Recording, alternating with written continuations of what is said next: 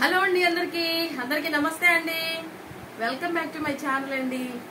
ఈరోజు ఎందుకనో కర్రీ వండుకోవాలనిపించలేదండి, అందుకనే దొండకాయ, వంకాయ, టమాటా, పచ్చిమిరపకాయ చట్నీ చేశానండి. ఇదిగోండి, వేడివేడిగా రైస్ పెట్టుకున్నాను, చట్నీ వేసుకున్నాను.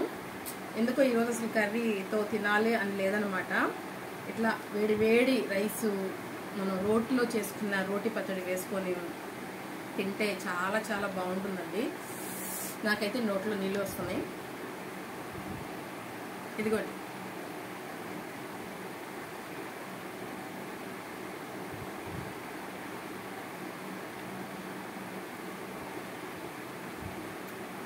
ఎంత బాగుందనండి.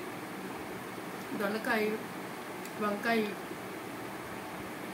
బా ఏ కర్రీ అవసరం లేదండి, ఎంత బాగుంది అసలు, నిజంగా బాగుందండి. ఓకేనండి.